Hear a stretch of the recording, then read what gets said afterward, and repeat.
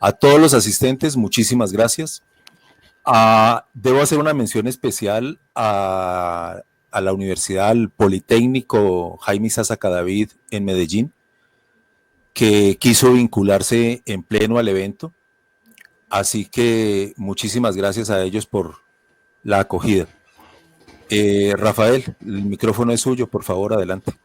Bueno, muy buenas tardes. Diógenes, muchísimas gracias a la editorial Kinesis. Me parece una excelente propuesta lo que están desarrollando, ya que en estos momentos pues debemos aprovechar al máximo el tiempo y uno de los procesos importantes es la capacitación y pues utilizar esta tecnología para permitirnos conectarnos con personas de diferentes sitios es bastante importante pues para entablar estos diálogos y a veces debates frente a ciertos temas que han sido tabú durante muchos años. Entonces, bueno, entremos en materia. Básicamente lo que vamos a hablar es sobre la utilización de hormonas y péptidos específicamente en el fitness y el culturismo.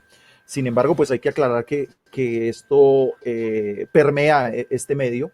Eh, pues los escándalos de dopaje a nivel mundial son bastante complejos, se han visto involucrados muchísimos deportistas de diferentes modalidades, se hacen esfuerzos bastante grandes por parte de los diferentes comités olímpicos de los diferentes países para tratar de evitar estas pandemias. Normalmente uno siempre que va a una serie de cursos, pues lo que escucha es los contra de este tipo de sustancias.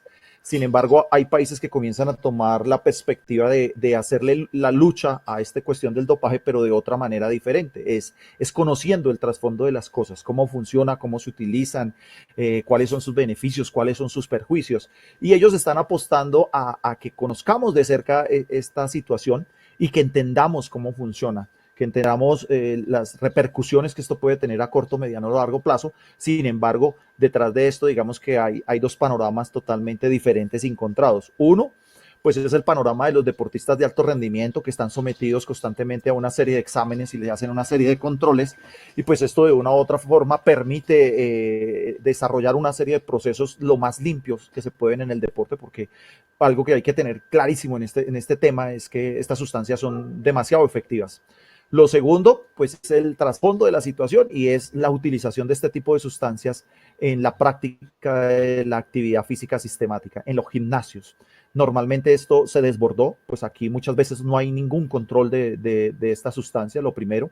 Lo segundo, la mayoría de veces que se diagnostican, se pronostican o se utilizan es bajo la supervisión de personas que muchas veces no tienen el conocimiento, sencillamente han entrado al mundo del fitness y del culturismo y comienzan a hacer procesos de ensayo y error y comienzan a prescribir esta serie de sustancias pues sin ninguna metodología, sin ninguna conciencia y pues digamos que es cuando vienen los efectos secundarios que son bastante complicados en la utilización de este tipo de sustancias. Entonces vamos a comenzar a hacer una introducción. En la medida en que se vayan presentando alguna duda o esto, pues entonces la van guardando y adelante cuando tengamos una sección de preguntas, entonces trataremos de resolver las dudas que se presenten durante la ponencia. Bueno, lo primero que tenemos que entender es que nosotros los seres humanos siempre hemos tratado de estar ocupando los primeros puestos en las diferentes actividades que realizamos. Nosotros vivimos en un mundo demasiado competitivo y es bien complicado, es bien complejo.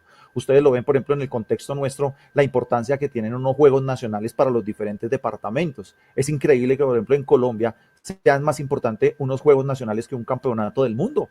Así somos de regionalistas, inclusive con el cuento ahorita de la pandemia, pues estamos compitiendo entre los departamentos para ver cuál es el que se contagia menos y a partir de eso, pues como determinar cuál es el mejor gobernante y eso genera pues una serie de estrés y de cuestiones bastante complicadas porque los seres humanos siempre estamos en función de conseguir una remuneración, conseguir un reconocimiento en todos, absolutamente en todos los campos, en el campo científico, en el campo médico, en el campo del arte, en el campo de la cultura, en el campo del deporte. Sin embargo, hay una cuestión bastante compleja y es que en la mayoría de trabajos y de cuestiones que se desempeña el ser humano se utilizan muchísimas sustancias para elevar el rendimiento. Sin embargo, pues en el deporte, pues es donde más se ve y digamos que ahí desde ese punto de vista pues va en contra de la ética y del desarrollo de la buena competencia y esto pues genera una serie de altercados y básicamente porque uno existen discusiones a nivel mundial frente, por ejemplo, a la utilización de cierto tipo de implementos. Entonces, desde el punto de vista biomecánico, desde el punto de vista del desarrollo de la tecnología, pues se plantea que el hecho de que yo tenga determinados aditamentos, bicicletas, balones, ropa, pues eso va a mejorar mi rendimiento. Hace poco hay un escándalo por ahí con unas zapatillas que mejoran la capacidad del corredor para inducir su esfuerzo, mejorar su esfuerzo y potenciar su rendimiento. Y hay discusiones si eso se podría considerar dopaje porque le da una garantía o una capacidad extra al deportista. Si quisiéramos igualar la situación, pues entonces en unos Juegos Nacionales o en unos Juegos Olímpicos, pues todos deberían competir bajo las mismas circunstancias, con la misma implementación, con las mismas características y que digamos que al final solamente prime la cuestión física. Entonces, el reconocimiento para nosotros los seres humanos va a ser muy importante y eso genera competencias. Y eso, pues de una u otra forma, comienza a generar una serie de altercados porque queremos ser los mejores. ¿A costa de qué? No interesa. El periodista quiere ganarse el premio Pulitzer, el pintor tiene que ser el reconocido como el mejor y en el caso de los deportistas, pues exactamente lo mismo. Lo primero que tenemos que entender es que a la hora de hablar de rendimiento deportivo, el primer factor que influye directamente va a ser la genética.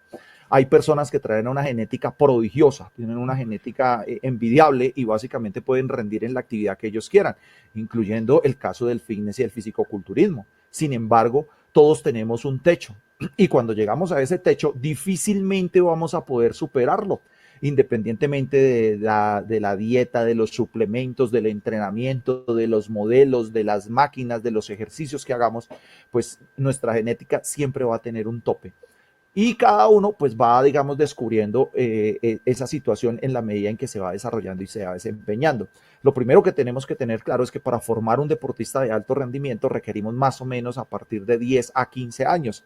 Entonces ahí estaría como la primera cosa que tenemos que tener en cuenta.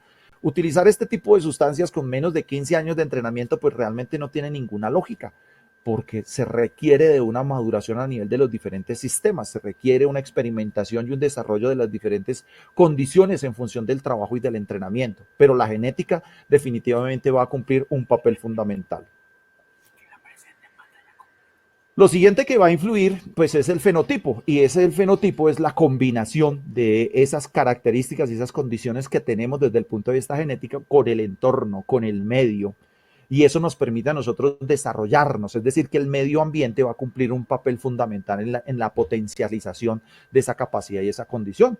Yo desde el punto de vista genético puedo venir predispuesto para ser el campeón mundial de ciclismo, de atletismo, de boxeo, pero si el medio no me permite desarrollar esa serie de contextos, no me permite a mí generar esa serie de procesos para potencializar la condición, pues realmente entonces la genética se nos pierde, no podemos hacer absolutamente nada porque no vamos a potencializar ese proceso.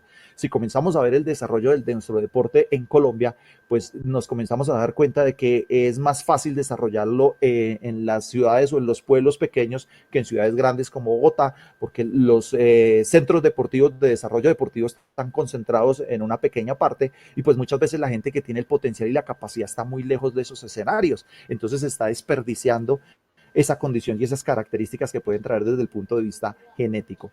Lo otro que influye pues son las características étnicas. Definitivamente hay potencial en determinados tipos de poblaciones. Hay poblaciones que funcionalmente, fisiológicamente traen unas características que los hacen muy especiales. Si uno comienza a ver en el contexto, pues se dará cuenta de que los mejores corredores de velocidad del mundo están en Jamaica y en Estados Unidos. Si uno ve los mejores corredores de fondo, pues están normalmente en Etiopía y Kenia. Si habláramos de Colombia, pues entonces podríamos categorizar nuestras regiones o caracterizar nuestras regiones y podríamos ver que los mejores corredores de medio fondo y fondo están en Cundinamarca, Boyacá, en unas regiones en Antioquia y en Popayán. Si hablamos de corredores de velocidad, pues los ubicaríamos a nivel del Chocó y Antioquia. Si hablamos de levantadores de pesas, están en la costa y normalmente en el valle. Entonces, esas características técnicas nos permiten a nosotros de una u otra forma, pues potenciar esa situación. Y la parte cultural es importante. Entonces, una de las cuestiones que pasa en nuestro Colombia es que no estamos muy habituados al entrenamiento de la fuerza. No hace parte de nuestra cultura, diferente a lo que pasa, por ejemplo, con el ciclismo. El ciclismo está muy arraigado a nuestras raíces y en las diferentes regiones se practica. Entonces, esto comienza a influir sobre el desarrollo de las diferentes actividades y comienza a colocarnos unos condicionamientos a la hora del rendimiento y de potenciar estas características que cada uno de nosotros tenemos. En función de eso, pues entonces vemos el caso del fisicoculturismo. Entonces hablamos del fisiculturismo y el fitness, pues cuando comenzamos a ver comparado con otros deportes, pues realmente el fisicoculturismo no es muy antiguo, realmente es un deporte bastante nuevo. Comenzó alrededor de comenzando los años 60 y comenzó a tener una popularidad creciente. En los años 80 realmente no era muy popular. Aquí en Colombia específicamente y aquí en Bogotá en los años 80 habría 4 gimnasios. Estaba mal visto hacer fisicoculturismo, tener músculos era sinónimo de, uno, ser pobre, era sinónimo de eso, pues, ser una persona de escasos recursos era el que practicaba el fisicoculturismo, y los gimnasios en ese momento solamente estaban hechos para los hombres, ahí las mujeres no tenían cabida. Esto comienza a cambiar y a mutar y más o menos sobre los años 87, 90, comienza a darse un vuelco a esta parte y se comienza a hablar del fitness, hasta que llegamos a la presente época que hablamos del wellness, pero el fisicoculturismo y el fitness se disparó de una manera impresionante. Entonces, ahí en la evolución del fisicoculturismo vemos digamos, entre comillas, pues los volúmenes y el cambio a nivel funcional y del cuerpo. Entonces, el primer señor que aparece ahí, el señor Larry Scott, medía 1,87 m de estatura y pesaba 97 kilos. De ahí entonces viene el señor Arnold Schwarzenegger, lo están viendo en la segunda imagen. Este señor cuando fue campeón del Mister Olympia medía 1,91 m y pesaba 108 kilos y sigue evolucionando en función del tamaño, de la, entre comillas, desproporcionalidad del cuerpo. Cuando llegamos a estos años, a estos últimos años, en los años 2010 hacia acá, pues entonces la cosa ya se sale de contexto. En este momento estamos hablando de que un campeón de Mister Olympia está pesando alrededor de 130 a 150 kilogramos.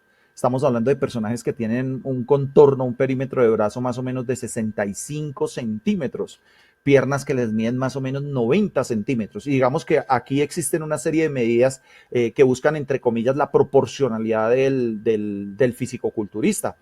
Para que un fisicoculturista sea simétrico, el cuello, el contorno del brazo, el contorno del cuello y el contorno de los gastrocnemios debe ser el mismo. El contorno o el perímetro de la pierna tiene que ser igual al perímetro de la cintura y al unir las dos piernas y medir su contorno debe ser igual al contorno de sus hombros. Entonces, pues las medidas, realmente conseguir este tipo de medidas de manera natural, pues casi que es imposible, sobre todo porque se requieren años de trabajos. Lo siguiente pues que hay que aclarar es eso, el fisicoculturismo es un deporte en el cual se necesita muchísimo tiempo de trabajo. Es comparable el ciclismo con el fisicoculturismo. La mayoría de estos personajes comienzan a ser de alto rendimiento después de los 35 años.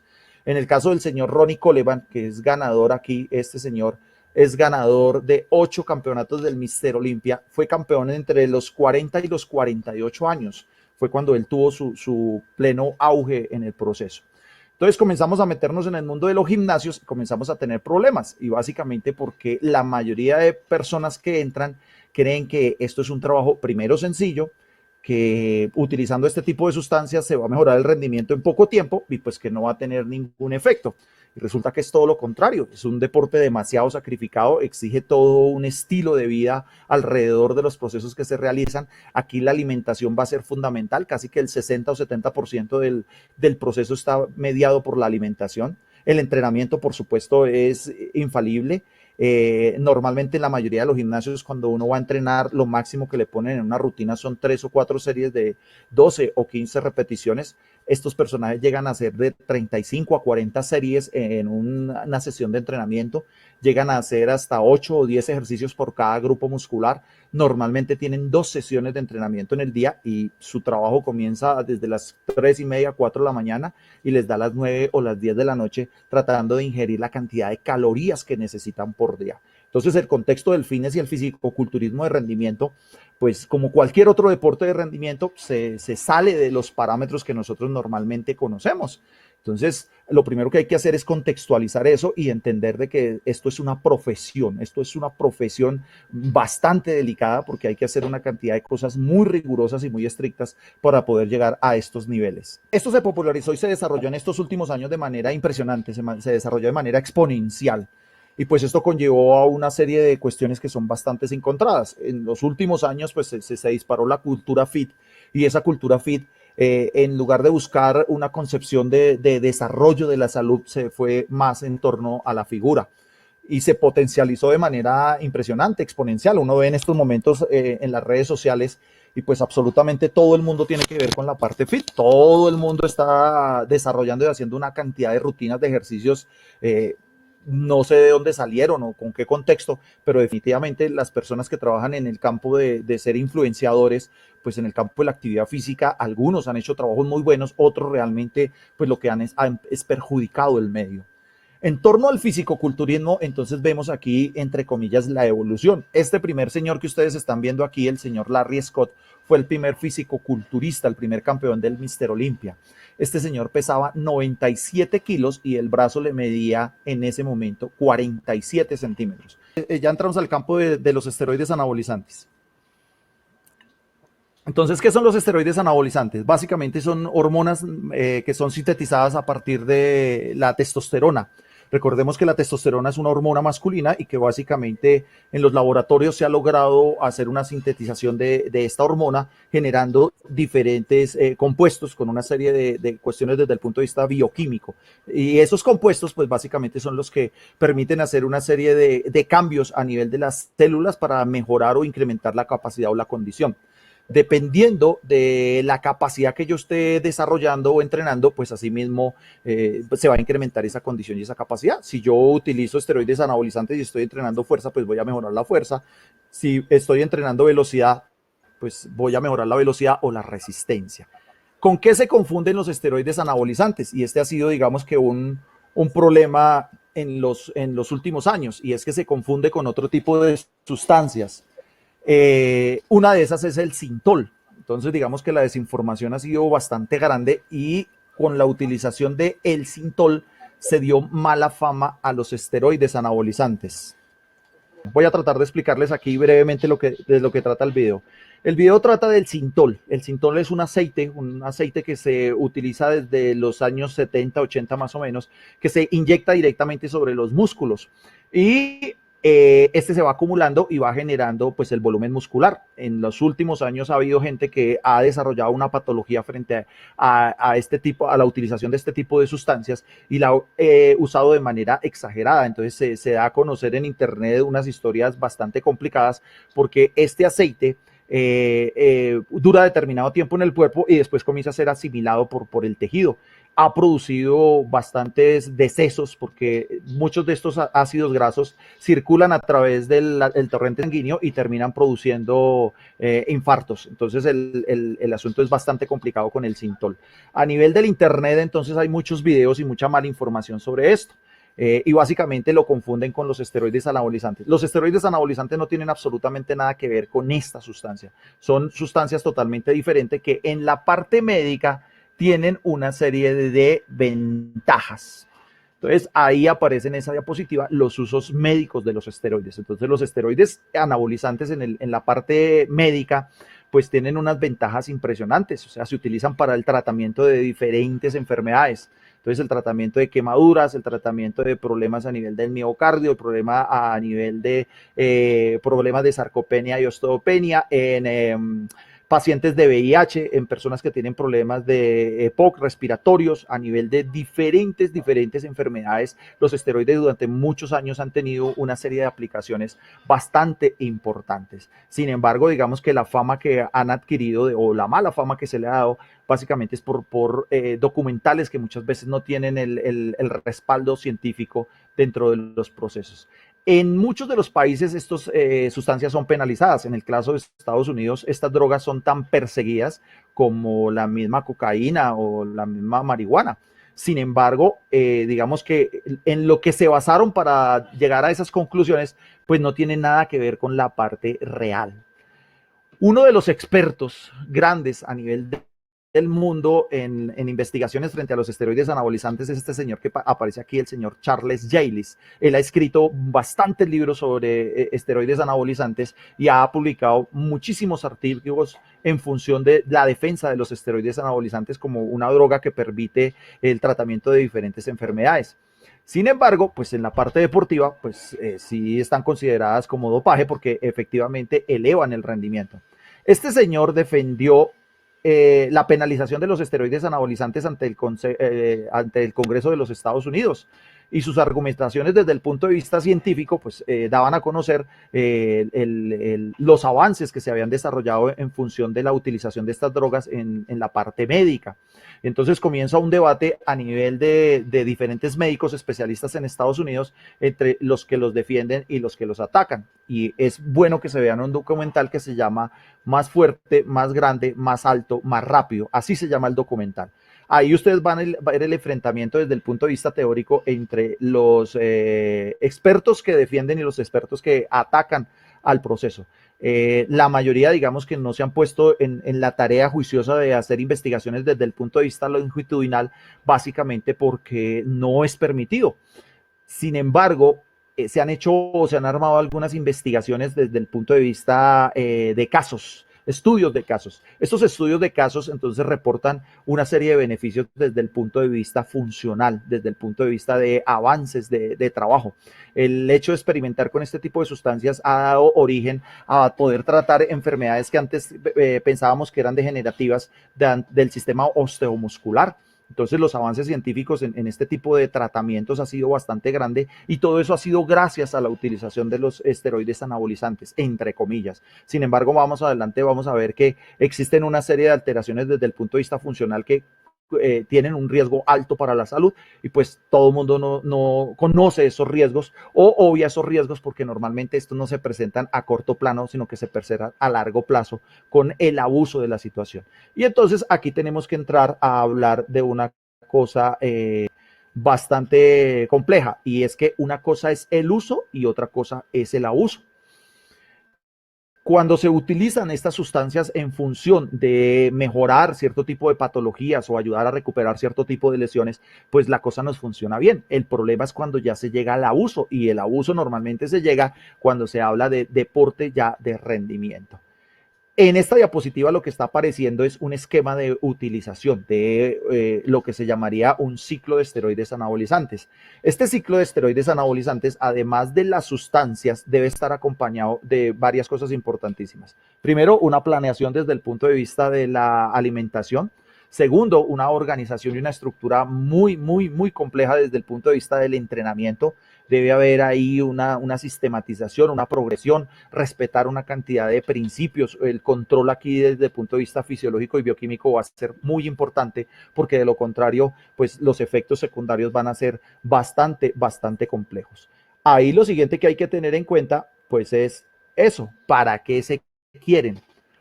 Entonces, antes de cualquier utilización de este tipo de productos, lo primero que toca tener en cuenta es que debe existir una planificación y tener clarísimo unos objetivos. Si la persona lo que quiere es buscar salud como tal, pues realmente utilizar este tipo de sustancias no tiene ningún sentido, no tiene ningún sentido. Inclusive los que son practicantes de fitness y son practicantes de fitness amateur, que no les interesa la competencia sino mejorar su figura física, no necesitan la utilización de estas sustancias. Con una muy buena alimentación, con un régimen de ejercicio y una planificación lo suficientemente estructurada, pues van a conseguir los objetivos. Pero definitivamente en el culturismo y en el fitness de alto rendimiento, pues si se quiere ya vivir de eso y llegar a los escenarios internacionales y competir a nivel mundial, pues ya es otra historia totalmente diferente. Ahí ya sin la utilización de este tipo de sustancias, pues va a ser muy difícil permear ese espacio. Porque además de eso, en ese fisicoculturismo de alto rendimiento, pues se necesita cumplir con una serie de condiciones desde el punto de vista físico, pero también se necesita ir abonando historias, se necesita tener un perfil, se necesita tener unos patrocinadores, se necesita tener un seguimiento. Entonces llegar al culturismo de alto rendimiento no es sencillo, es una cosa muy compleja. En estos momentos en nuestro país tendremos alrededor de unas 10 personas que pertenecen ya a esa élite mundial y que han logrado su carnet de profesionales en la práctica de este deporte. Ha sido un proceso muy largo, muy extenuante para estos deportistas que han logrado ser los abanderados de esta actividad, y básicamente porque el sistema deportivo es bastante complejo.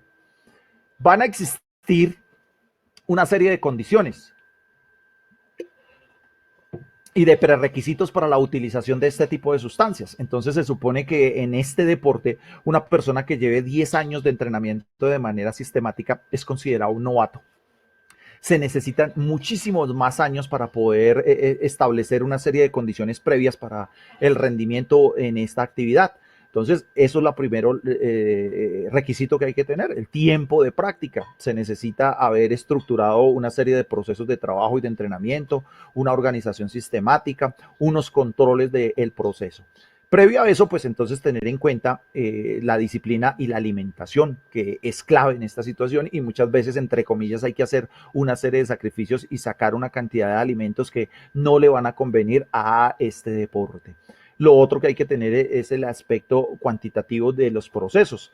En este libro que aparece aquí la imagen del gen deportivo, entonces hacen una clasificación de las personas cuando son deportistas. Se nombran unas que son talentos deportivos y otras que no tienen el talento deportivo. Se supone que un talento deportivo es aquella persona que tiene una condición física, funcional, psicológica por encima del promedio de la población.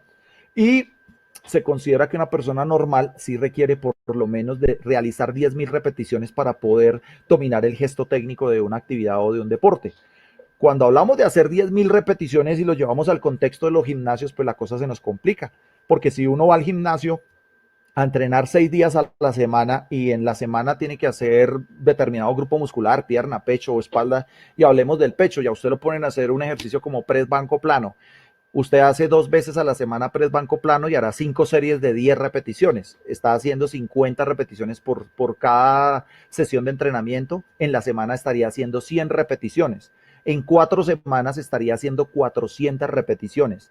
En 10 meses estaría haciendo 4.000. Lo que quiere decir que para completar esas 10.000 repeticiones, para comenzar a manejar el gesto técnico, pues requerimos más o menos de unos 2 años y medio para comenzar a entender el proceso de trabajo y de entrenamiento, para poder hacer la famosa sinestesis, entender cómo funciona el grupo muscular, hacer fuerza con el músculo que necesitamos, entender el cuento del tipo de contracción, poder sentir y visualizar el proceso, que eso es una cuestión compleja, eso no se logra de un momento a otro. Dentro de estos prerequisitos, pues también existe que hay que hacer una preparación para el cuerpo. Previo a esto hay que hacer una cantidad de exámenes desde el punto de vista fisiológico y bioquímico. Hay que controlar los niveles los niveles de testosterona libre en sangre, hay que evaluar la condición de la parte hepática, de la parte de los riñones, hay que establecer una serie previa de condiciones, hay que preparar el cuerpo para poder desarrollar o utilizar una terapia de este tipo. Lo siguiente, pues, que hay que atender es los estudios que han comenzado a desarrollarse en los últimos años frente a este tipo de condiciones. Una de esas es, por ejemplo, el consumo de proteína. Frente a esto existe unas controversias bastante grandes frente a cuánto se consume de proteína. Normalmente, en el caso de las personas sanas y que practican actividad física, pues hay unas recomendaciones desde el punto de vista nutricional, y los expertos hablan de consumir más o menos entre 0.8 hasta 1.8 gramos de proteína por kilogramo de peso. Eso es lo recomendado desde el punto de vista nutricional con las personas sanas que practican actividad física. Sin embargo, mire, aquí está este estudio del año 2017 hecho por este señor Eduardo Domínguez, donde hacen una comparación entre las personas sanas y las personas que están utilizando esteroides anabolizantes y están haciendo unos ciclos bastante fuertes con este tipo de sustancias, y lo comparan frente a la cantidad de proteína que se consume. Entonces estamos viendo aquí que es el consumo es de 0.8 gramos de proteína por kilogramo de peso. Si usted se da cuenta, no hay variación en los días, es decir, me voy a gastar la misma cantidad de días en ganar 4.5 kilogramos de masa muscular con o sin la utilización de esteroides anabolizantes, consumiendo 0.8 gramos de proteína. Pasan a utilizar 1.6 gramos de proteína por kilogramo de peso. Las personas se van a demorar sin la utilización de esteroides más o menos de 300 a 375 días. Estamos hablando de un año y un mes, más o menos un año y 2 meses que nos vamos a demorar en ese proceso. Pero los que están utilizando esteroides anabolizantes comienzan a reducir el tiempo para la consecución de la masa muscular. Y en la medida que incrementan la cantidad de proteína consumida, pues el metabolismo es mucho más rápido y mucho más grande, mucho más ágil con la utilización de estas sustancias y pues van a conseguir esa ganancia de masa muscular en menos días. Sin embargo, las personas que no utilizan esteroides anabolizantes, pues vea, comer más de 2.4 gramos de proteína por kilogramo de peso ya no tiene ningún efecto. Es decir, que no se debe consumir altos rangos de proteína, sino los medicados o los indicados por los nutricionistas, porque ese exceso de proteína no va a tener ningún beneficio, que es otra cosa que tenemos, digamos que será para una conferencia más adelante con los expertos, pero mucha gente en los gimnasios, a pesar de que no utiliza esteroides anabolizantes, consume altos grandes rangos de proteína y pues realmente lo que nos estamos dando cuenta es que no tiene ningún efecto sobre el cuerpo y sí puede producir algunas alteraciones a nivel de algunos sistemas. Pasamos ya específicamente a lo que denominamos una terapia de esteroides anabolizantes. Y aquí básicamente una terapia lo que consiste es organizar una serie de procesos de manera sistemática donde vamos a utilizar una serie de esteroides. Estos esteroides se van a presentar de diferente manera. Estos tienen unas clasificaciones. Entonces tenemos esteroides que se toman desde el punto de vista oral, otros que son inyectados, otros que vienen en geles y parches. Cada uno tiene unas condiciones totalmente diferentes. Lo primero que normalmente uno debería saber es que los esteroides orales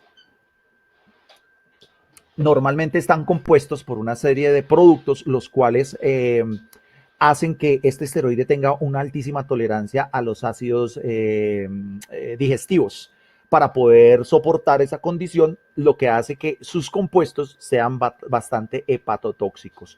Son utilizados normalmente para el desarrollo de la fuerza máxima.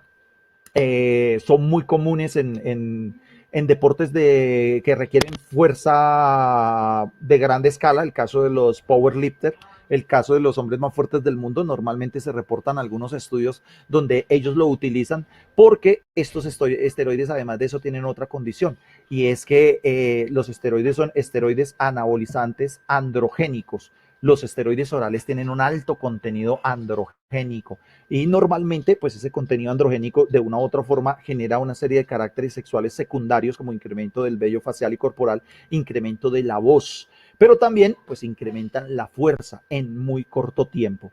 Pero normalmente pues la idea en la mayoría de veces es tratar de evitarlos. Estos medicamentos tienen otro problema y es esto que denominamos la biodisponibilidad y es de el medicamento que yo consumo, cuántos miligramos puedo llegar a aprovechar. A eso se refiere la biodisponibilidad. Entonces, de términos generales, de un medicamento de 10 miligramos, pues normalmente el aprovechamiento va a ser muy bajo porque se va eliminando a través de todo el proceso a nivel gástrico y digestivo que se tiene con ese tipo de sustancias. Entonces lo que se va a aprovechar de este tipo de medicamentos es muy bajo y se debería tomar mucho medicamento de este durante el día. Las dosis deben ser continuas, se deben hacer intervalos durante la toma y esto va a producir una sobrecarga de los diferentes sistemas y también un desajuste de un sistema súper importante. Existe algo que se denomina el eje del hipotálamo, la hipófisis y las partes de las glándulas sexuales secundarias. Cuando se consume esteroides anabolizantes o hormonas, este ciclo se rompe. Este ciclo es muy delicado y se rompe y comienzan normalmente a haber desestabilizaciones de este proceso. Entonces, hay que tener muchísimo cuidado. Es, digamos, una de las cosas más importantes sobre las cuales hacen énfasis las diferentes investigaciones y la desestabilización del hipotálamo, la hipófisis y la parte de los órganos sexuales secundarios. Estas testosteronas, entonces, normalmente vienen en contenidos que van desde 10 hasta 25 o 30 miligramos. Aquí en esta diapositiva aparecen unas sustancias que contienen una calavera. Esas son las que son más tóxicas dentro de los esteroides orales y que normalmente recomiendan no utilizarlas debido a su alta toxicidad. De las otras, pues digamos que una de las más conocidas en el medio del fitness y el fisicoculturismo es el famoso Dianabol. Es una droga que es bastante tóxica, sin embargo, pues en algunos casos las utilizan para mejorar su condición en muy corto tiempo. Otro que es muy conocido es este Anavar, la oxandarolona. Es utilizada tanto por mujeres como por hombres porque es un esteroide anabólico, pero su fase androgénica es muy baja, entonces produce efectos secundarios, los reportados son muy débiles, sin embargo, va a influir muchísimo la dosificación, cuánto se utiliza durante el proceso. Existen otros esteroides que son los esteroides tópicos, los esteroides que vienen en gel. Estos esteroides realmente no tienen mucha acogida dentro de los amantes del fitness y el fisicoculturismo porque realmente sus contenidos son muy bajos y lo que se logra asimilar por parte del cuerpo es muy mínima. Normalmente se utilizan para problemas de la dermis, y están medicados para esta serie de trabajos o de situaciones. El otro problema es que cuando se aplican estas geles antes del entrenamiento, entonces se absorbe una pequeña cantidad, pero durante el entrenamiento, pues usted llega a sudar y mucha de esta sustancia se pierde o se transmite a otras personas, las cuales pueden generar una serie de efectos secundarios como incremento del vello corporal. Entonces no es muy utilizado dentro del contexto, sin embargo, pues se utilizan para cierto tipo de patologías. Los otros son los esteroides inyectables. Estos esteroides inyectables van a venir en dos presentaciones, unos en una solución de agua y otros en una solución de aceite. Básicamente, pues el esteroide anabolizante viene en situación en la solución de aceite es mucho más fácil de asimilar por parte del organismo. Básicamente el esteroide viene del colesterol, entonces uno de los efectos que se va a vivir, así no se quiera, es la elevación del colesterol. Entre la mayor cantidad de carbonos tenga el esteroide, menos aplicaciones se deben hacer por semana. Eso es una condición especial que hay que tener en cuenta cuando las personas deciden utilizar este tipo de sustancias. Pero los de agua tienen que buscar otro mecanismo de adaptación, otro mecanismo de filtración frente a las células para poder ejercer ese proceso de modificación a nivel estructural. Aquí en este cuadro, entonces se presentan las nomenclaturas de los diferentes esteroides anabolizantes. Y a partir de eso, pues entonces se establece el número de carbonos que cada uno tenga. Al lado derecho, entonces tenemos una imagen donde se presentan los niveles de testosterona que normalmente nosotros tenemos y adquirimos. Nosotros vamos a tener dos picos de testosterona bastante grandes. Uno sobre los 12 o 13 años cuando entramos a esta fase de crecimiento y desarrollo, donde los niveles de testosterona llegan a ser del 300 al 500% más que en cualquier otra época de la vida. Por eso se suceden esos cambios tan bruscos de incremento del peso, la estatura, la fuerza, los cambios a nivel de los diferentes segmentos y la parte corporal.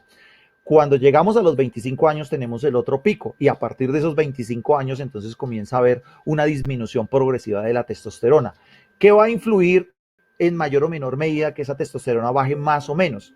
Pues básicamente los hábitos y estilos de vida saludable, mi alimentación, el descanso, el tipo de entrenamiento, el tipo de trabajo que yo realizo, influye directamente sobre esa serie de procesos. ¿Qué sucede normalmente cuando llegamos a los 50 años, 60 años de edad? Normalmente tenemos el 50 o menos por ciento de testosterona en el cuerpo. Y esto es un problema grave porque básicamente la testosterona pues no se utiliza solamente para incrementar el rendimiento, sino para cuestiones de salud. Entonces el hecho de que baje esa testosterona tan ostensiblemente comienza a generar una serie de alteraciones a nivel funcional. Recordemos que la testosterona es la encargada también de ayudarnos al proceso de metabolización de las grasas. A esa edad entonces normalmente comenzamos a incrementar nuestra retención de grasa, comenzamos a incrementar retención de líquido. La hormona de testosterona es la hormona de la virilidad, la hormona de la valentía. Entonces normalmente a esa edad cuando ya la hormona ha bajado demasiado, pues los adultos mayores comienzan a volverse, entre comillas, cobardes. Se levantan tarde, se acuestan temprano, comen más poco, comienzan a ser más precavidos, comienzan a tener más problemas a la hora de la memoria, comienzan a moverse menos. Y todo esto induce a que se generan otra serie de alteraciones a nivel funcional, pérdida de la masa muscular, pérdida del tejido óseo, y pues ahí los problemas comienzan a incrementarse. A nivel mundial, en muchos países ya comienza a hacerse también terapia de reemplazo hormonal con este tipo de personas y se recomienda la utilización de cierto tipo de sustancias aplicadas cada 15 días, dependiendo de la edad, el género y los otros indicadores desde el punto de vista bioquímico, pues se induce a una cantidad de testosterona más o menos cada 15 días. Uno de los más utilizados con los adultos mayores es el famoso decadurabolín, decanato de noradrenalona, y se utiliza como una sustancia para complementar la actividad y mejorar la calidad de vida de estos pacientes. Aquí nos aparece los tipos de esteroides que se conocen comúnmente en el mercado. Muchos de estos esteroides anabolizantes, digamos que no se consiguen en las farmacias de manera normal, sino que existe todo un mercado frente a esta serie de medicamentos. Aquí lo primero que hay que asegurar pues es el laboratorio que los produce. En nuestro país es muy común el hecho de que falsifiquen este tipo de sustancias y pues eso conlleva a una cantidad de problemas mucho más graves que utilizando una sustancia aprobada y certificada por laboratorios reconocidos a nivel del mundo. Y entonces ahí comienza un tema que es económico y es un esteroide de una buena marca reconocido, y esto no es económico, es costoso.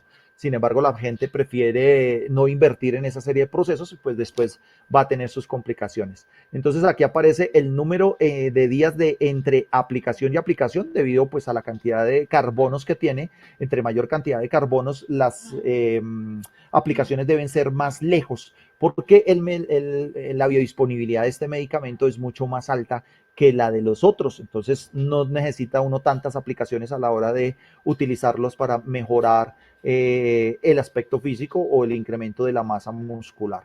Aquí aparece en esta otra diapositiva la concentración de testosterona o de esteroide por cada 100 miligramos.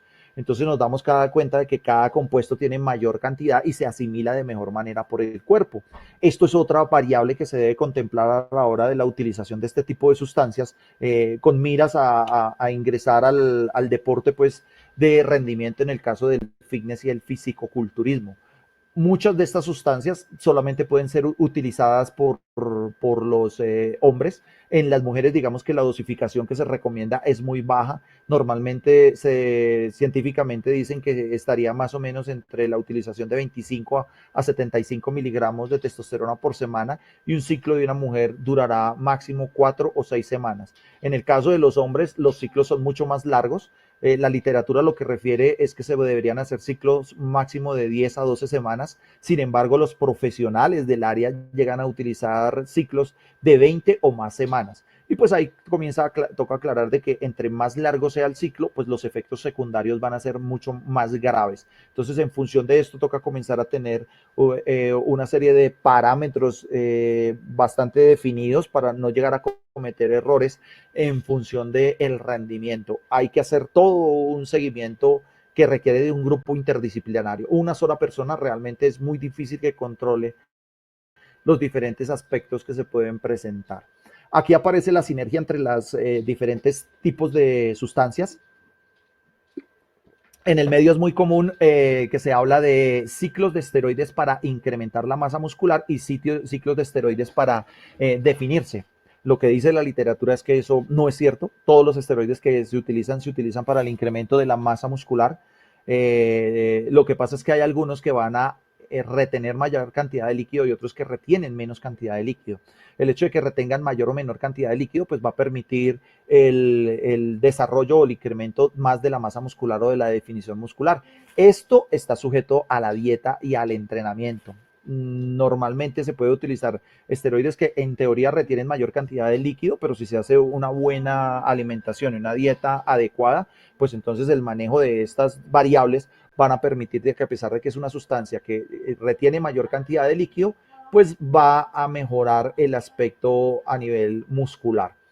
Lo siguiente que aparece en esta otra es, digamos, la categorización de los esteroides anabolizantes en función de su riesgo. Hay unos que son de alto riesgo, medio riesgo y bajo riesgo. Cada uno de estos tiene unas características. habría que aclarar que, digamos que esos que se consideran de alto riesgo tienen un altísimo nivel de efectividad. Sin embargo, pues al comparar los niveles de riesgo frente a las ganancias, pues realmente el beneficio sería mínimo. Y pues hay otro tipo de sustancias que permitirían lograr un desarrollo paulatino sin llegar a exponer demasiado el cuerpo, siempre y cuando hayan los controles necesarios dentro del proceso. En este estudio se ve lo referente a la curva de la dosis respuesta. Cuánto se utiliza, cuánto es el efecto máximo y cómo se va disminuyendo en el cuerpo. Estas sustancias duran bastantes semanas en el cuerpo.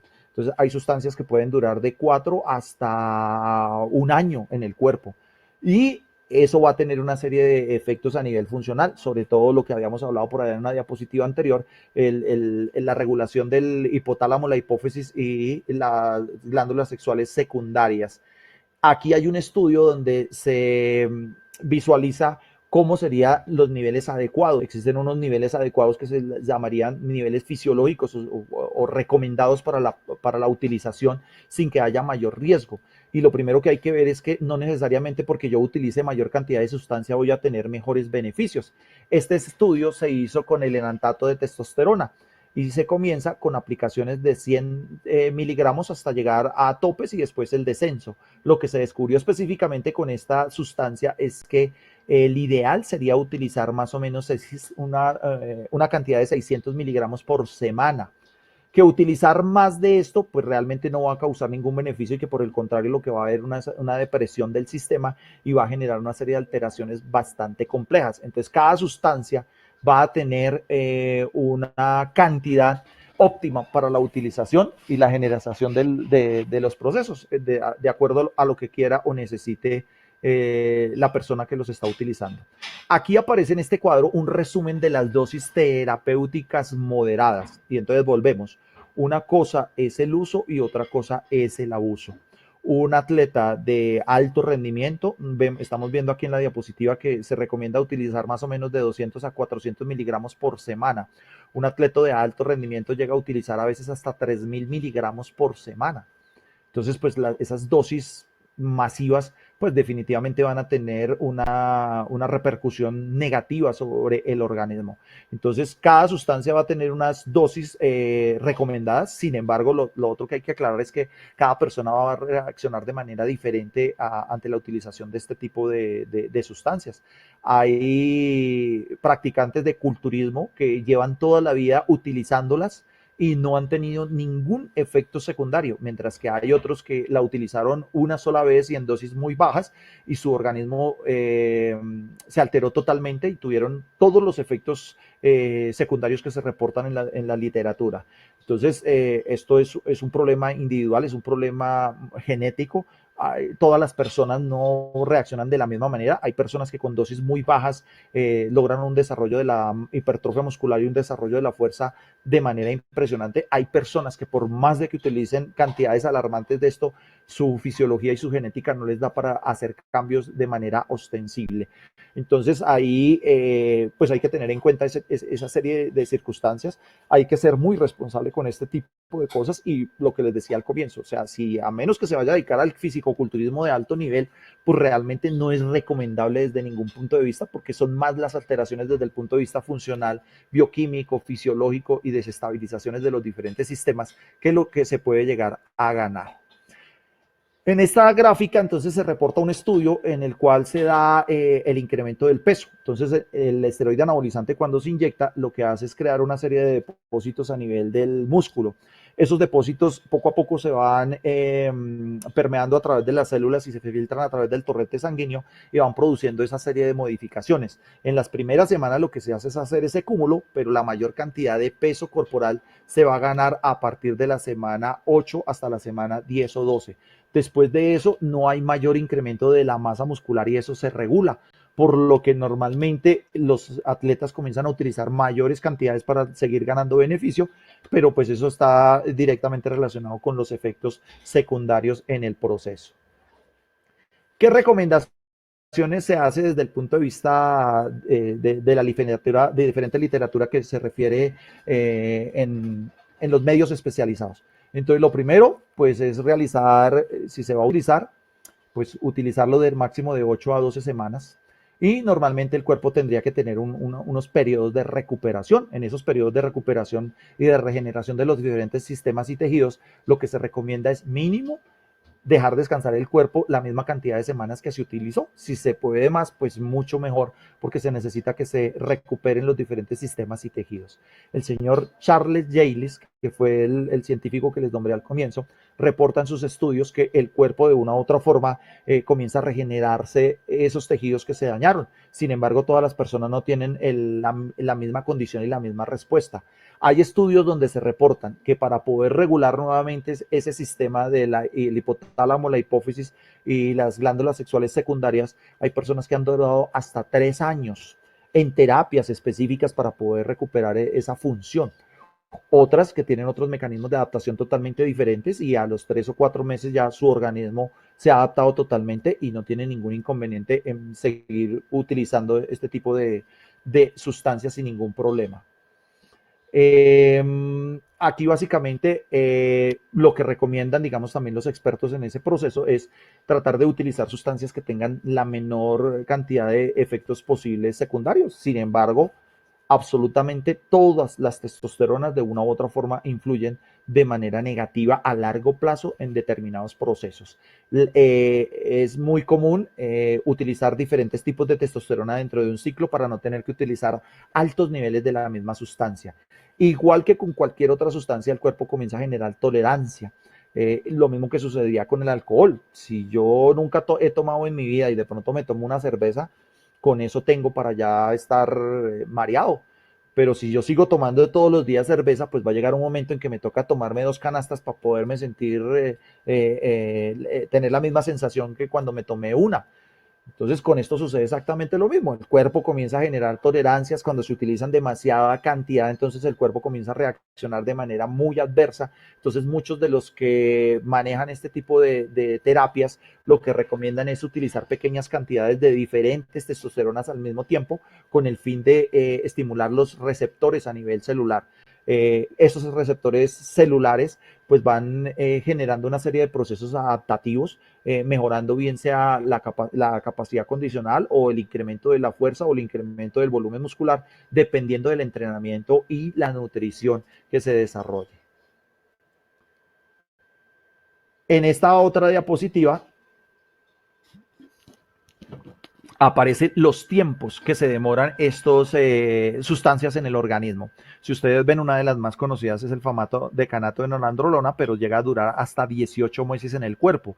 Lo otro que hay que entender es que la sustancia comienza a evacuarse a través del cuerpo, pero en el cuerpo quedan algo que se denominan los metabolitos, que esos no se dispersan ni se destruyen tan fácilmente, y es con lo que normalmente determinan, digamos, que el dopaje en los deportistas. Entonces, en el pasaporte biológico, que es como un recuento de lo que del comportamiento del cuerpo de los diferentes indicadores bioquímicos, pues tiene una serie de alteraciones. Una de esas es esta detección de estos metabolitos. Una de las preocupaciones, por ejemplo, ahorita del Comité Olímpico Internacional con esto de la pandemia es que no se pudieron seguir haciendo las muestras sorpresa en los deportistas de alto rendimiento, y pues tienen mucho miedo de que algunos de estos deportistas utilicen este tipo de sustancias, y pues como no se sabe hasta cuándo va a volver la normalidad en el deporte de alta competencia, pues muchas de estas sustancias se van a utilizar y pues van a tener el tiempo suficiente para camuflarlos, disimular su actividad. Hay que tener también en cuenta de que cuando yo utilizo este tipo de sustancias, yo mejoro mi capacidad condicional, y de ese 100% que mejoró mi capacidad condicional, me queda por lo menos un 70% de la condición de lo que yo mejoré. Entonces, en términos generales, pues comparado, digamos, que con un entrenamiento tradicional, pues nunca lo vamos a lograr, por más de que nosotros entrenemos y desarrollemos una dieta y un entrenamiento adecuado, pues el beneficio de este tipo de sustancias es inmesurable, pero volvemos a hacer el énfasis entre lo que se puede conseguir versus los perjuicios que podemos encontrar. Aquí aparece entonces las dosis sugeridas. Entonces, las dosis sugeridas en algunos textos científicos lo que recomiendan es tener en cuenta el peso corporal magro. Entonces se habla de unos ciclos suaves cuando se utiliza entre 80 y 120 miligramos de testosterona por cada 10 kilogramos de peso, unos ciclos medios entre 120 y 180 y ciclos fuertes entre 180 y 250 miligramos de testosterona por cada 10 kilogramos de peso. Sin embargo, pues los entendidos en la materia lo que dicen es que en el culturismo de altísimo rendimiento, pues estos niveles son superados ampliamente por las mismas circunstancias y lo que conlleva la práctica de este deporte. Estas son las recomendaciones generales, digamos que para las mujeres, y es la utilización de muy pequeñas dosis. No superan normalmente los 40 o 50 miligramos de testosterona por día y normalmente esos ciclos van a ir de 4 a 6 meses, a 6 semanas. Después de eso se debe interrumpir, se debe hacer una regulación de los procesos y realmente pues con las mujeres digamos que el tema es mucho más complicado. En el campo del fisicoculturismo y del fitness de alto rendimiento, pues se reportan una cantidad de efectos secundarios en las mujeres con el desborde de la utilización de este tipo de sustancias, incremento del vello facial y corporal, incremento de la voz, problemas a nivel de su ciclo menstrual, que si no se sabe llevar, pues eso puede conducir a una cantidad de repercusiones a corto, mediano o largo plazo. Para esto entonces el problema de que el efecto que se produce a partir de la depresión de ese eje entre el hipotálamo, la hipófisis y la parte testicular. Entonces aquí el cuerpo es muy sabio y muy inteligente. Apenas la persona comienza a utilizar testosterona artificial, independientemente de que sean 30, 40, 50 o 100 miligramos, ese eje hipotálamo, hipófisis testicular comienza a tener repercusiones. Se comienza a alterar de manera ostensible. Por lo tanto, es necesario tener un control muy riguroso sobre esa situación. Aquí comienza a haber una redistribución a nivel de la parte hormonal. Cuando se descompensa este eje, entonces comienzan a aparecer efectos secundarios. Cuando el culturista exagera la dosis y la cantidad de esteroide que utiliza, el cuerpo comienza a generar una serie de procesos que en el culturismo se denominan aromatización. Se elevan los niveles de aromatasa y esos niveles de aromatasa hacen que esa cantidad y ese exceso de hormona masculina comience a volverse femenina y entonces comienzan a aparecer efectos secundarios como la ginecomastia, la reducción testicular, la disminución de la libido. Son efectos muy prominentes dentro del proceso que hacen parte, digamos que, del deporte y pues muchos lo asimilan como parte de su profesión. Aquí se habla entonces de una terapia postciclo. Esa terapia postciclo normalmente va a incluir varias sustancias para tratar de regular el haber utilizado este tipo de sustancias y lo que busca regular es la parte de ese eje del hipotálamo, la hipófisis y las glándulas sexuales secundarias. Entonces aquí normalmente se utiliza la gonadotropina quirónica humana. Y entonces los estudios lo que reportan es cómo es el comportamiento y la recuperación en menos tiempo y menos semanas cuando se hace y cuando no se hace ese postciclo. Cuando no se hace ese postciclo, entonces la depresión de ese sistema dura muchísimo más tiempo y comienza a generar una serie de alteraciones desde el punto de vista funcional. Ahí entonces se utilizan otra serie de sustancias para comenzar a regular ese sistema. Esas sustancias están compuestas inicialmente por la gonadotropina quirónica humana y se utilizan dosis que van de 5.000, muchas veces hasta 30.000, 40.000 unidades, dependiendo de lo largo que haya sido el ciclo y de lo fuerte que se haya, del tipo de testosteronas que se haya utilizado. Sin embargo, algunos reportan que a pesar de utilizar estas cantidades tan exageradas de este tipo de productos, el eje se demora bastante tiempo en recuperar. Existe un médico, el doctor Michael Skyle, que es un médico que fue fisicoculturista de rendimiento, ustedes lo están viendo ahí en la diapositiva, y este señor después de retirarse, después de terminar su vida como culturista, se dedicó al estudio específicamente de este tipo de sustancias y a partir de sus investigaciones él hace unas recomendaciones de qué es lo que se debería hacer o que se debería utilizar después de hacer un ciclo de esteroides dependiendo del número de semanas en las que se ha utilizado este tipo de sustancias. Entonces él hace dos recomendaciones específicas. Una, cuando el ciclo ha durado entre 8 y 12 semanas.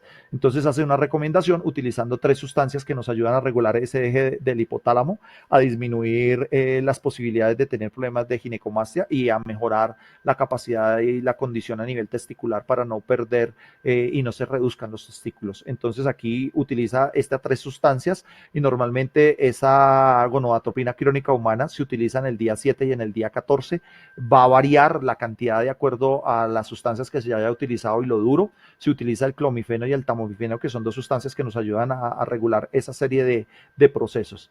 La otra recomendación que él hace en sus diferentes libros y artículos es cuando ya los ciclos han sido largos. Cuando los ciclos ya han sido largos, entonces es necesario utilizar en el transcurso durante el ciclo mezclar este tipo de sustancias para tratar de minimizar los efectos secundarios. Sin embargo, como les digo, de una u otra forma estos efectos secundarios se van a manifestar de mayor o menor medida dependiendo de la capacidad funcional de la persona y de la asimilación de este tipo de sustancias. Aquí aparece, digamos que en esta diapositiva, el resumen de los beneficios que tiene la testosterona. Entonces, pues básicamente mejora el efecto anabólico, se incrementa el peso corporal por la retención a nivel del nitrógeno, incrementa la capacidad de confianza en sí mismo, incrementa la capacidad de aprendizaje, tiene un efecto directo sobre la libido. Entonces, cuando la persona está en el ciclo, pues es un superhumano. Sin embargo, después cuando se termina el ciclo y se deprime el sistema, pues su función comienza a disminuir. El tema de la agresión, entonces en algunos se manifiesta más que en otros. En los reportes que normalmente hacen, lo que dicen es que personas que son agresivas y utilizan esteroides anabolizantes, pues se vuelven más agresivas. Sin embargo, los que tienen una personalidad tranquila y calmada no reportan mayores perjuicios frente a eso. En los estudios lo que reportan es que de cada 100 personas que utilizan esteroides anabolizantes, más o menos de 3 a 5 reportan el efecto del aumento de la agresión.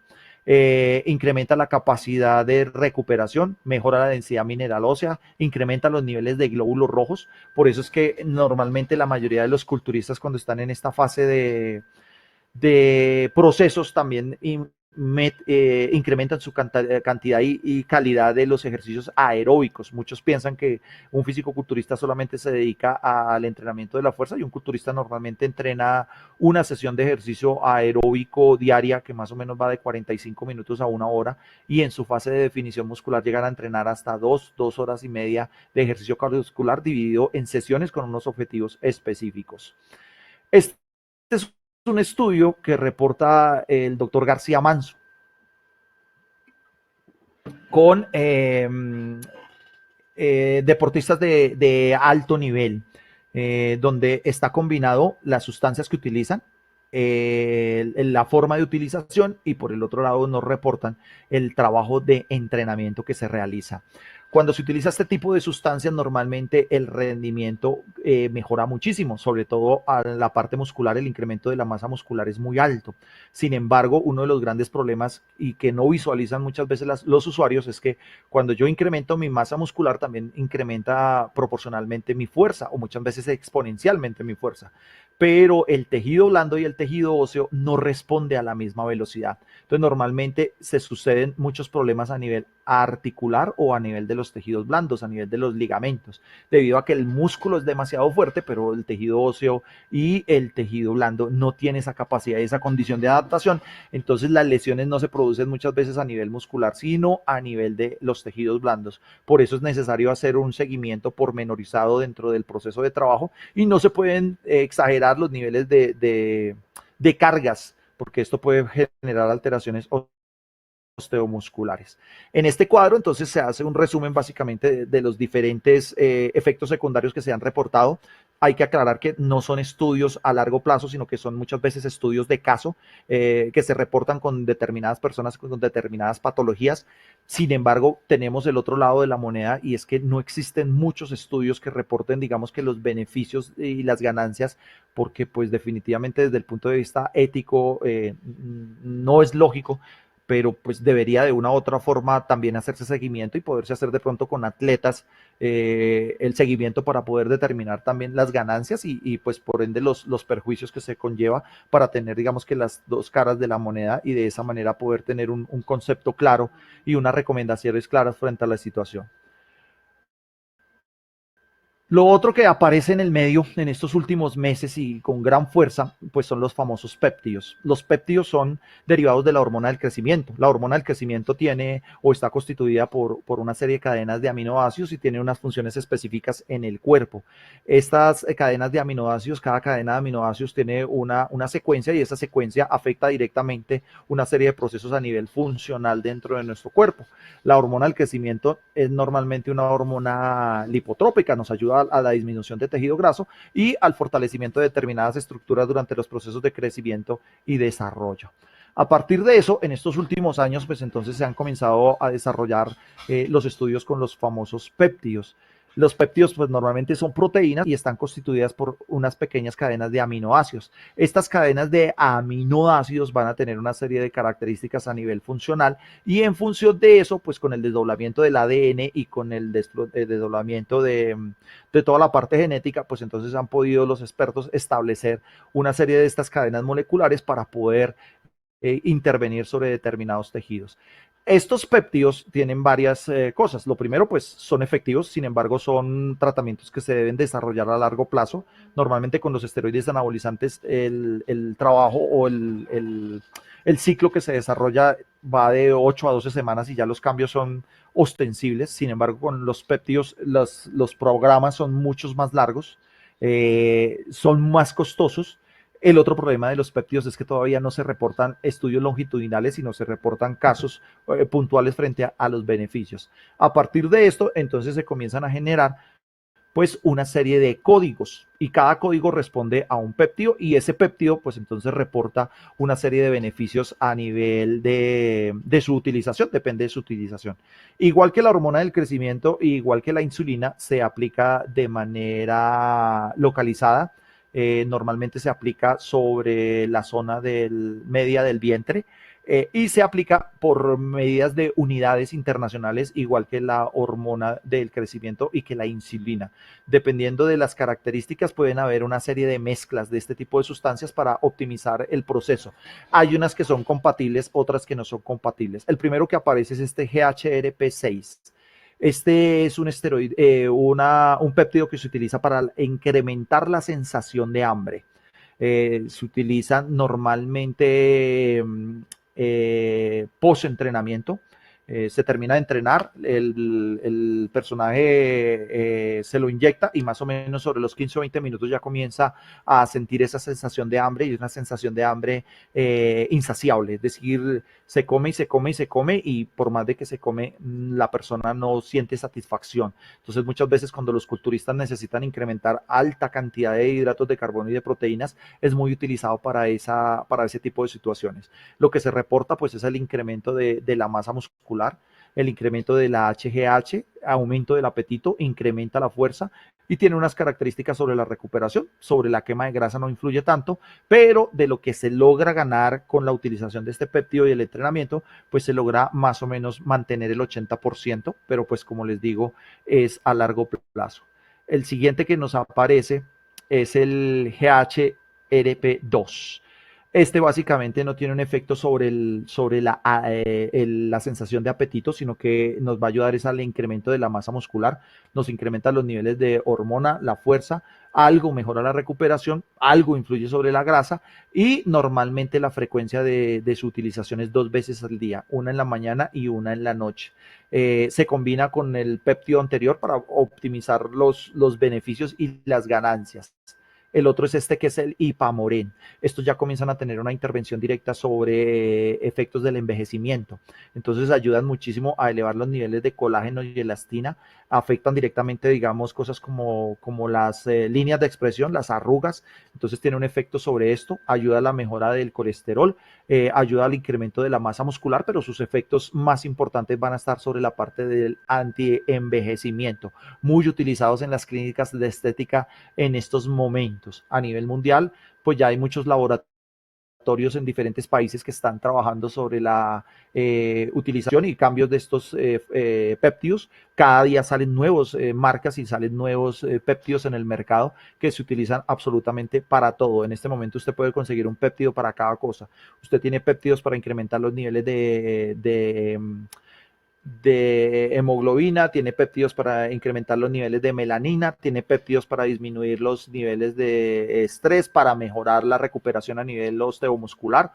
Entonces, pues el mercado realmente se está abriendo cada vez más. Este péptido también es muy utilizado. Normalmente es uno de los que se permite en combinación con los otros. Tiene una muy buena compatibilidad con los otros péptidos. Y uno de sus efectos más notorios es sobre también el antienvejecimiento. Mejora el sueño, disminuye los niveles de colesterol, incrementa la masa muscular, pero no en tanta medida como lo otro. Ayuda a la disminución de la grasa, ayuda en algo al incremento de la fuerza y básicamente se mejora o se mantiene más o menos el 80% de las ganancias de lo conseguido. Lo siguiente es este Semorelin. Ayuda al incremento de la hormona del crecimiento.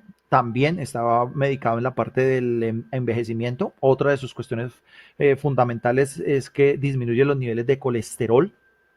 Ayuda a los procesos de recuperación, incrementa la capacidad de incremento de la masa muscular, en algo ayuda a la parte de la fuerza y pues básicamente igual que todos los anteriores, normalmente se debe medicar 2 veces en el día, la aplicación antes de dormir y una vez se levanta.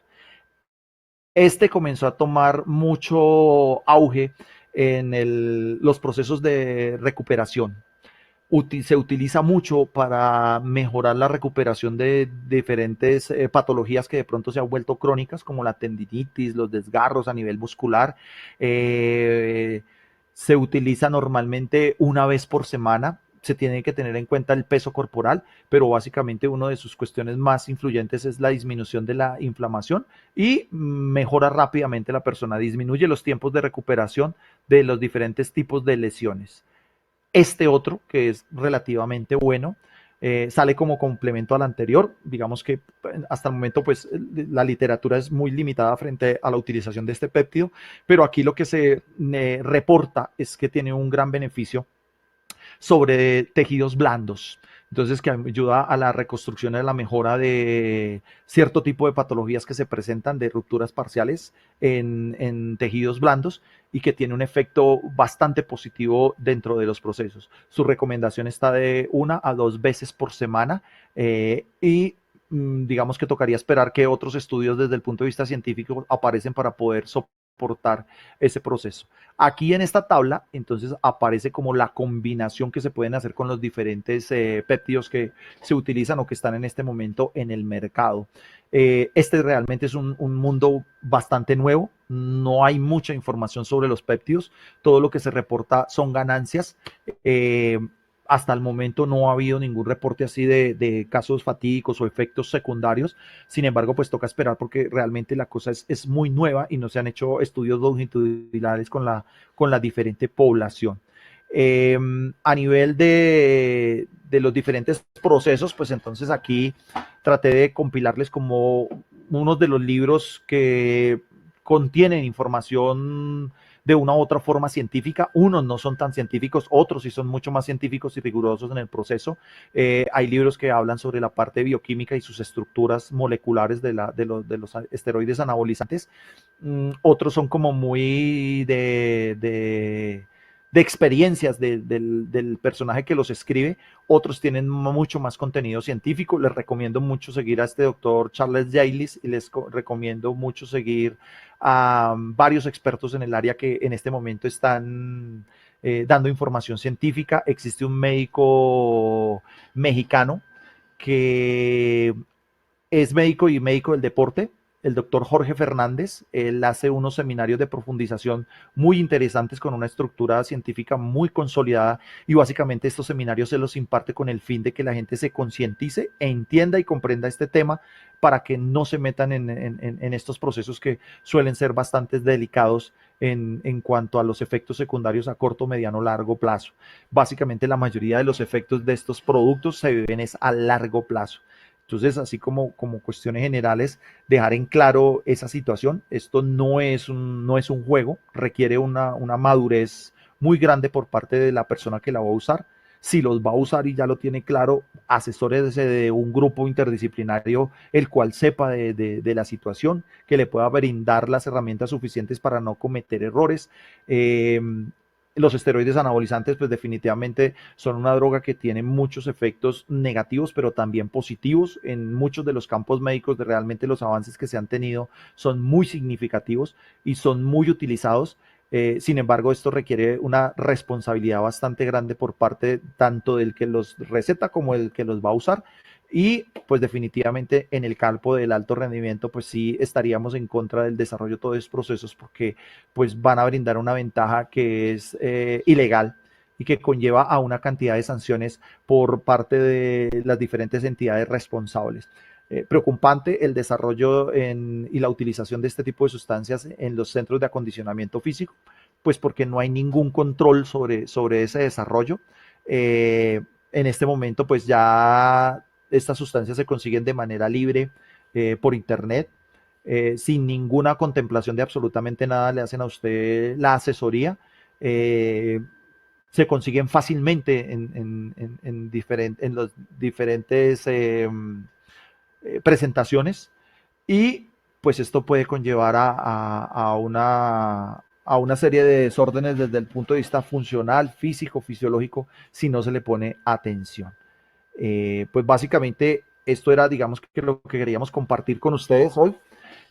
Pues desafortunadamente la tecnología no nos ayudó mucho, no sé qué pasaría con lo de la plataforma, pero pues esperamos haberles dejado un mensaje y más que resolverles preguntas, dejarles muchas preguntas, dejarles muchas inquietudes para que sigan profundizando en el tema y pues se vayan apropiando de la situación, porque de una u otra forma uno como entrenador tarde o temprano va a tener que verse abocado a este tipo de circunstancias, y es bueno tener una información para poder dar una orientación lo suficientemente buena, con unos argumentos científicos lo suficientemente buenos para que las personas desistan de la utilización de los esteroides anabolizantes o de las hormonas. Sí, aquí hay una cuestión que es bastante compleja, y es la utilización indiscriminada, el abuso y muchas personas que se lucran de este tipo de labores sin tener un conocimiento pleno de las repercusiones a corto, mediano, largo.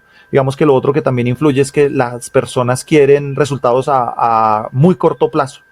Y pues eso es un inconveniente, porque definitivamente tanto en el deporte como en la actividad física, pues esos son procesos de largo plazo. El deporte de rendimiento pues tiene unas estructuras de una u otra forma bastante consolidadas, y por ejemplo nos vemos que a pesar de ser deportistas de alto rendimiento, con lo que ha pasado actualmente la cosa se desestabilizó. Ya comienzan a reportarse deportistas que no aguantaron la presión de esta pandemia, y algunos ya se han suicidado por la presión y el estrés, porque es que son personas diferentes a las demás. O sea, estamos regidos por cuestiones totalmente diferentes, y mucha gente no entiende, ¿no? Mucha gente ve a alguien que va al gimnasio todos los días y entrena 3 horas y no entiende su condición, su parte psicológica. Para muchos piensan que eso es un desgaste y una perdedera de tiempo, pero para él es su forma y su estilo de vida.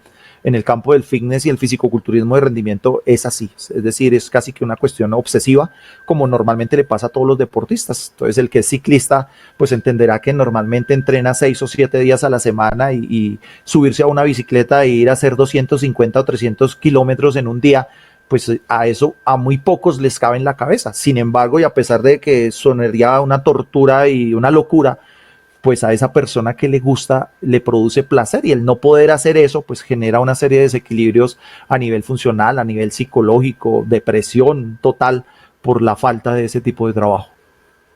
Rafa, Lina hace un comentario acerca de que el uso de los esteroides pues no solamente es aplicable al fisicoculturismo, sino que a muchísimos deportes, casi a todos los deportes.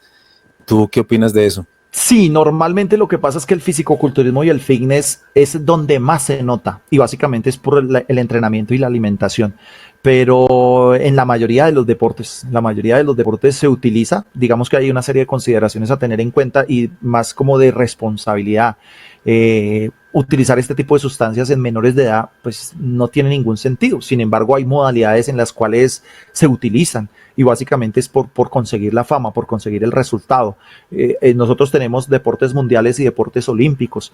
Los deportes olímpicos son mucho más controlados. A veces los deportes mundiales no tienen esos niveles de ser tan estrictos. Entonces se puede utilizar sin que sean tan precavidos en la utilización de ese tipo de sustancias.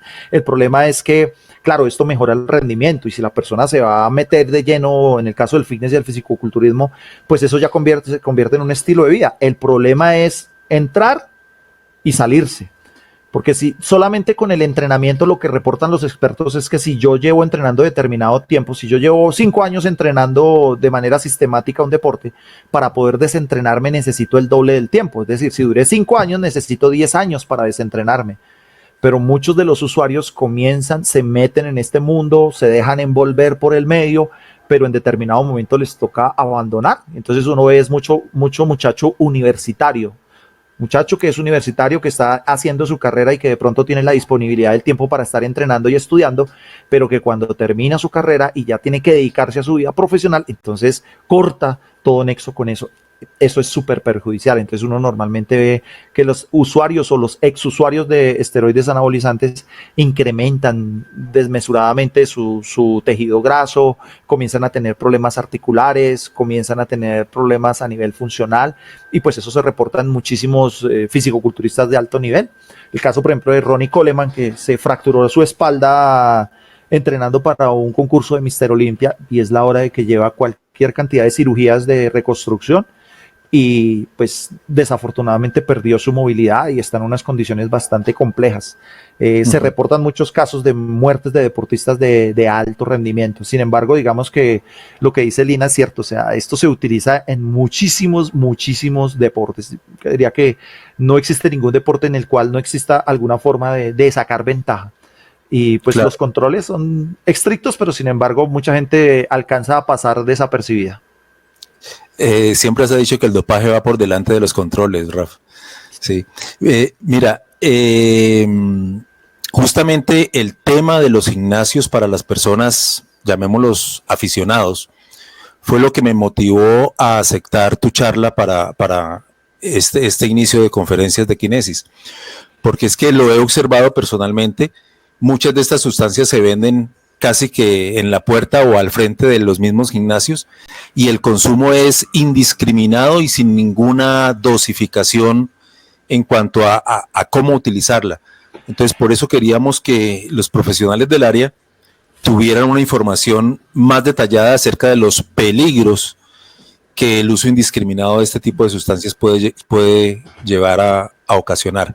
Sí, mira, hace unos años, Diógenes, una empresa colombiana comenzó a sacar al mercado supuestamente un suplemento vitamínico para el incremento de la masa muscular y se llamaba Anabolex y lo vendían como suplemento vitamínico en las tiendas naturistas y se llamaba Anabolex y era un esteroide anabolizante. El compuesto básico era el mismo del Dianabol. Claro, la gente compraba eso, tomaba y pues los reportes eran impresionantes y como lo vendían en tiendas naturistas, entonces todo el mundo, uy, no, esto es una maravilla, vea que...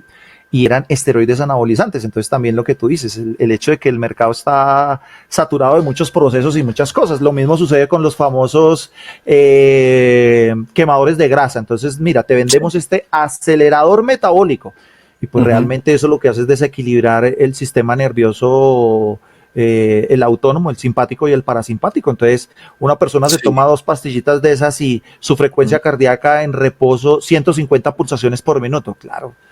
Entonces ahí digamos que la responsabilidad que nos conlleva a nosotros como profesionales y pues también a los usuarios el hecho de estudiar y de capacitarse en esta serie de situaciones porque desafortunadamente nuestro medio está muy permeado por eso. Digamos que con los profesionales tenemos la condición de que tienen la responsabilidad, pero desafortunadamente yo creería que más del 80% de los entrenadores en los centros de acondicionamiento físico no tienen la preparación. Entonces tienen el cuerpo, la belleza, la fuerza, el espíritu, la capacidad de vender, pero no el conocimiento. Sí, y de pronto para nosotros como profesionales en el área de formación a nivel universitario, pues estos temas se abordan muy poco o muy ligeramente. ¿Sí? Sí. Rafa, Juan Camilo Caicedo te pregunta, ¿qué opina de este fenómeno de las hormonas en la carne de res?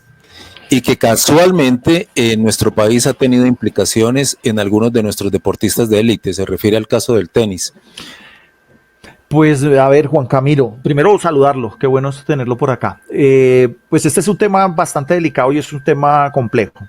Básicamente, pues por lo que reportan. Entonces, si tú viste en la diapositiva, en el caso de la boldelona, pues es una sustancia que dura aproximadamente 4 o 5 semanas en el organismo y después se evacúa. Normalmente, por ejemplo, la Federación Colombiana de Ganaderos, ellos tienen una serie de protocolos en las cuales ellos tienen unas cantidades que son permitidas para utilizar con los animales. Pero previo al sacrificio de ese animal, ellos tienen que cumplir con unos parámetros establecidos. Entonces ellos tienen que haberle inyectado al animal determinado número de sustancia y habérsela suspendido tantos meses o tantos años antes del sacrificio. Pues se supone que esos protocolos deben cumplirse porque pues están reglamentados y son controlados por la respectiva entidad. Sin embargo, pues esos casos han dado.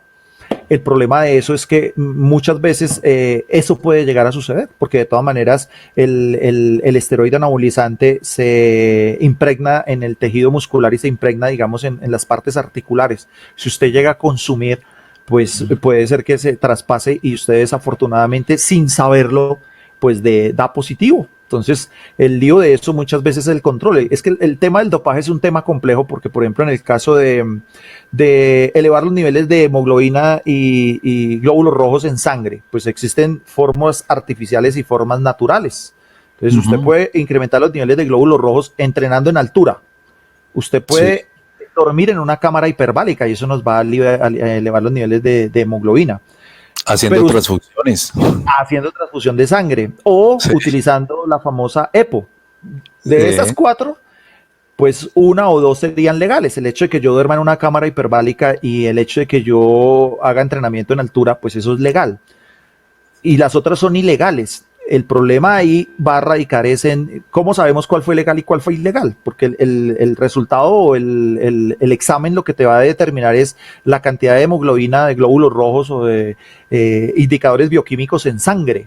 El problema es saber la legalidad. Entonces, en el caso nuestro, pues exactamente lo mismo. Hay cuestiones que, por ejemplo, desde el punto de vista del dopaje, ya digamos, entrando a las condiciones, hay dopaje que sí nos va a afectar y nos va a mejorar el rendimiento, pero hay otros que no, ¿sí? Hay otras cosas que yo estoy enfermo para determinada cosa, entonces voy a decir una tontería, yo soy físico-culturista, soy levantador de pesas y me tomé un jarabe para la tos y ese jarabe para la tos tenía un compuesto que mejoraba, era el rendimiento, pero en la capacidad específica de la resistencia. Pero si eso no tiene absolutamente nada que ver con la fuerza, pues no habría un indicador. Yo sí me lo tomé porque estaba enfermo y tenía una gripa terrible y me tomé ese jarabe y eso me da dopaje, pero la sustancia que utilicé me eleva el rendimiento en la resistencia y no en la fuerza. Sin embargo, pues es sancionado. Entonces ahí hay, digamos, que también muchos temas que están en el medio, que son debatibles, pero pues que definitivamente están reglamentados por una serie de entidades y que tomaron unas decisiones basadas en unas cuestiones de una u otra forma científicas. Mire el escándalo, por ejemplo, de Chris Froome, que utiliza el inhalador y ellos tienen, por prescripción médica, pueden utilizar determinada cantidad de puffs en una carrera, en una etapa. Sin embargo, el tipo, pues lo que reportan es que utilizó más de los que debía y pues evidentemente pues él tiene su problema y tiene su enfermedad, pero eso de una u otra forma indirectamente mejora el rendimiento, ¿sí? Y hay casos de ese tipo. En el caso, por ejemplo, de Lionel Messi. Lionel Messi tuvo un tratamiento larguísimo de hormona del crecimiento para mejorar su estatura. ¿Sí? Y pues su estatura no mejoró. Sin embargo, es uno de los mejores jugadores del mundo, su habilidad indiscutible, pero rara vez Lionel Messi se lesiona y básicamente porque la utilización de la hormona del crecimiento mejora el tejido blando, el tejido óseo, incrementa la densidad mineral, la capacidad de recuperación y eso es mucho mejor que la de una persona normal. Sin embargo, digamos que lo de él fue medicado y fue un tratamiento como niño, pero eso repercute sobre su vida profesional. De una u otra forma, indirectamente por el tratamiento, pues él tiene unas mejores condiciones desde el punto de vista de no lesionarse tanto, y eso de una u otra forma en el deporte pues va a ser una ventaja. Y lo otro, pues lo que decíamos, ¿no? En algunos países esto del dopaje está sistemáticamente desarrollado. Entonces, cogen a los muchachos antes de entrar a la vida competitiva de alto nivel, los dopan los años anteriores, pues cuando el deportista llega ya llega con unas condiciones por encima de lo normal, pero eso lo hicieron 2 o 3 años antes, lo que quiere decir que de aquí en adelante pues, difícilmente van a encontrar los rastros, y pues él ya trae unas condiciones funcionales, físicas por encima de los demás. Entonces, pues ahí ese tema es bien complejo, ese tema es bien espinoso, porque muchas cosas se salen de control. Hay muchísimas cosas que se van a salir de control dentro de estos procesos. Sí, Rafa, el tema de la EPO lo trató la revista Kinesis en sus inicios y ha sido impresionante el número de deportistas que han amanecido muertos. Sí. Sin causa aparente, pero pues todos sabemos que es consecuencia de este tipo de sustancias. Sí, mira, y ahí, por ejemplo, lo que dice Diógenes es clarísimo. Entonces, por ejemplo, eso es otra cosa que sucede en el campo del fitness y el fisicoculturismo. Se reportan muchos datos frente a los efectos negativos de los esteroides anabolizantes, ¿sí? Entonces dicen, no, es que mucha gente ha muerto. Sin embargo, en los gimnasios, pues mucha gente los utiliza, pero venga, yo no he visto aquí a ningún muerto, ni he visto a ninguno colapsando o muriendo como en el caso del ciclismo o del atletismo. Yo a estos tipos aquí los veo súper gigantes, grandes, saludables y sin ningún problema. Entonces, eso también pesa mucho dentro de la decisión a utilizar ese tipo de sustancias. Rafa, tal vez la última pregunta para finalizar. Mónica Velandia Sarmiento te manda un saludo y te pregunta que si hay algún estudio o caso que demuestre la eficacia del uso de péptidos como el IGF-1, el TB-500 o el GW501516. Sí, existen algunos estudios, pero son mínimos. Yo por eso no digamos que no me atrevo a aseverar la conclusión de la situación, pero sí existen estudios frente a la utilización de esos péptidos en la mejora de las condiciones. Eso se utilizan mucho en lesiones, se reportan un mejoramiento bastante grande. Ahora, lo mismo, mire, los esteroides anabolizantes también se utilizan en cierto tipo de patologías, pero con dosis muchísimo más pequeñas que las que reporté en las diapositivas. Entonces, por ejemplo, en el tratamiento de rupturas parciales o de desgarres parciales, se utilizan pequeñas cantidades de manera localizada sobre el músculo que se vio afectado, y esto ayuda a la mejora de la recuperación. Pero por supuesto esto tiene que estar supeditado y prescrito por un médico que haga la secuencia específica, y antes de eso pues hay que hacer una cantidad de exámenes de laboratorio. Pero los esteroides también se utilizan en ese tipo de lesiones que son crónicas. Entonces, cuando por ejemplo ya hay un desgaste a nivel articular o hay una lesión que se volvió crónica en determinado grupo muscular, se puede aplicar el esteroide anabolizante de manera localizada y sistemática por 2 o 3 semanas, una vez por semana, y con esa dosificación tiene suficiente. Ya después es un problema de la terapia de recuperación. En el caso de los péptidos, personalmente he visto varios deportistas que los utilizan en sus procesos de entrenamiento, y realmente digamos que los efectos que uno puede ver y palpar de manera empírica son bastante grandes. Sin embargo, el problema es, y a mí lo que me da miedo realmente es que es una cosa muy, muy, muy joven. Es una cuestión que... Muy reciente.